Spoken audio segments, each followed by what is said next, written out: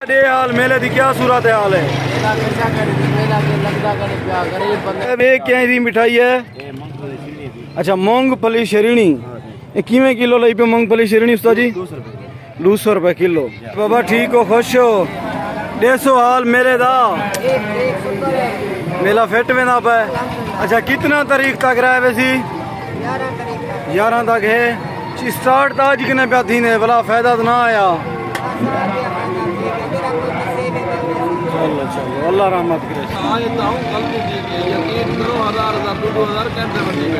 हाँ हूँ आज ही कहने शुरू थी ना पे 11 को खत्म।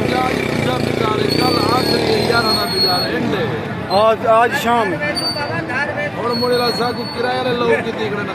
हाँ ठैंका तो देवने किराया मंगदे पे गरीब बंदे कितो नहीं होगा ये जो पूरा तबाह बिल्कुल। मैं कल आया एक बंदे कहना कल मैं बता आज ही कोई बंदे बता ये जो दुकान है मेरी खाली पई है देखो गाहक खड़े कोई कशा कहने वाला जो ठेकेदार को आ तू मेहरबानी कर सकते शफकत कर 5-5 हज़ार 4-4 हज़ार किराया नहीं बकाया चलो दो 8-8 हज़ार रुपए दे कर।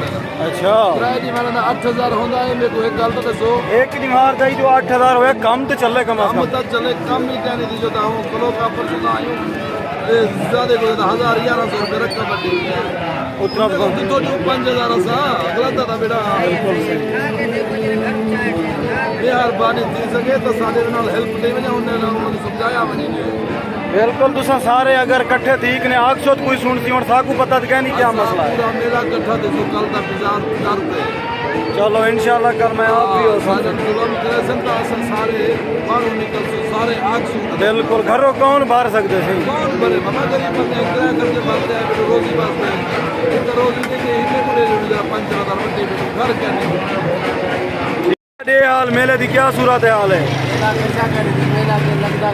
गरीब बंदे आए हुए था ना सेला दिन पे ना कचा किराए दे भाड़ा किराया नहीं निकलता पे ना कचा 8,000 में किराया मंदिर 7,500 सेल दे 11,000 1100 रुपये सेल दे के पूरी टोटल किराया मंदिर में 8,000 क्या घर जानो ठेकेदार को इंतजामिया को ज्यादा कुछ किराया घटावे 8,000 एक जगह 1,000 होती लगे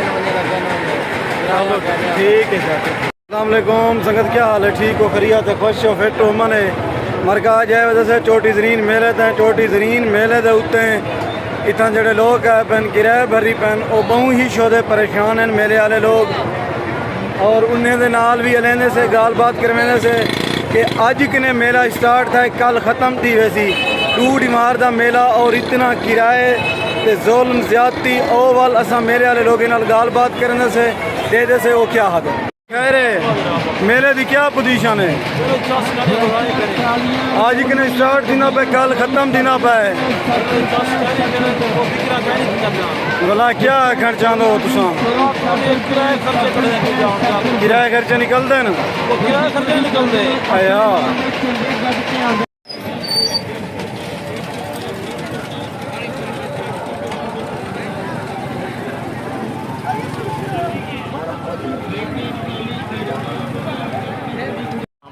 क्या हालात हैं मेले दे कदा खत्म थी ना पे? कल खत्म है भी कल आज शुरू था कल खत्म यार रेत वाल तुसा लोग कितों करो आए दो ओच शरीफ कने आयो किराए खर्चे भर के तो क्या तो इतना एवरेज मिल वैसी नहीं हालात है ही गाना अच्छा चलो घरों ना मंगवाना यार चोटी वाले को पता है मैं पहले आया वीडियो ऑन सट्टी में पहले हाजी ठीक हो खैर है मिठाई जहाँ चसा चने पियो मेले दा पैसा कमंदे पियो पैसा कमावाना ना कमाओ सन बाकी चसा चने बैठू शायद दूर दा क्या वजह क्या सूरत हाल है मेले दी? मेरा से चुप है ना बस कदा खत्म दिन अब कल 12-1 बजे खत्म थे आज स्टार्ट था कल खत्म तुसा कितु आए तो असा है तो मुजफ्फरगढ़ मुजफ्फरगढ़ इतना खर्चे वाला अखराजात तो रेकी में पूरे थे एक रात दे कमा गिन सो इतना नहीं कमंदे आता बस घर खांदे पे अच्छा मकसद है ये मेला नुकसान है बिना बता मेला नुकसान है मेरा अच्छा अच्छा भला किराए दे बारे ठेकेदार क्या को तो नल तामुन करे सी कोई पता को नहीं आता है मौसम का पता लग जाए और मैं कल आया इतना कशे कहना आज कोई में 2-4 बंदे रिश्ते बस ये है वाल तुसा तो कल खत्म ही थी वैसी कल खत्म थी वैसे चलो अल्लाह मालिक चोटी वाले की मेहरबानी है चोटी वाले की मेहरबानी तेरी सी पई है अल्लाह पाक रहम करे सी रोजी दा मालिक अल्लाह है। तो जी ठीक हो जलेबियां बनाई पियो बाबा ताजा ताजा हैं बंदा मेले ते आवे वाल मेले दी मिठाई ना खावे थी तो नहीं सकदा। हाँ मेले दी सी मिठाई है। ठीक हो खुश हो 150 मेले दी सूरत हाल क्या है? बेहतरीन है सही फिट में ना पाए जबरदस्त कदा खत्म थी ना पाए। कल शाम तक से बन रही अच्छा आज शुरू था कल खत्म थी ना पाए। मकसद है तुसा जरे इतना दुकान दे उते खर्चे या ठेंके ओ तोरे मुनाफा सारा कोई निकल वैसी ना पास में बराबर बन थी हालात है रमजान शरीफ में अच्छा बराबरियां थी वैसन महंगाई है महंगाई है महंगाई तो एक भी चीज अगर तुसा महंगी चीज घेना हो तो महंगी भी चीज साफ जाहिर है ना। ये क्या दी मिठाई है? अच्छा मूंगफली शरीणी ये किवें किलो लाई पे मूंगफली शरीणी उस्ताद जी? 200 रुपए किलो। अच्छा मेले दी क्या सूरत हाल बनी पी है? ढीला लगता पे मैं कहूँ तो जेरे दो इथों मेले वाले मिले उन्हें के यार साग को खसारा है क्योंकि कल मेला खत्म थी ना पे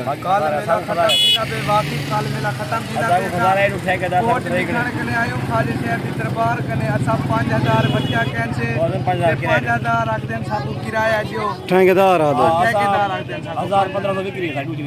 मैं कल ढाई कशे कहना मेले थे कशे कहना कल मैं ही सांगे हैं मैं के वीडियो बनू बिली मेले दी मैं इतना चला बंदा ही कोई कहना मैं कि मैं वीडियो बनू हूँ आज ही शुरू थी ना पे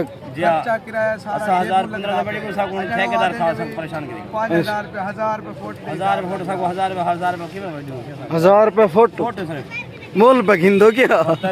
मैं ना इस साल मोल गिनो अगले साल मेला नहीं लवा है। अच्छा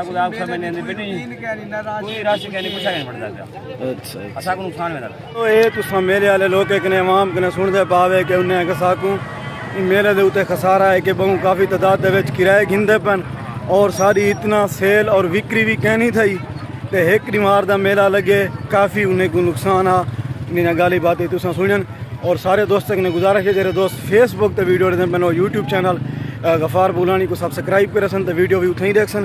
अल्लाह पाक तो सारे दोस्तों को सलामत रखे बसते रहो।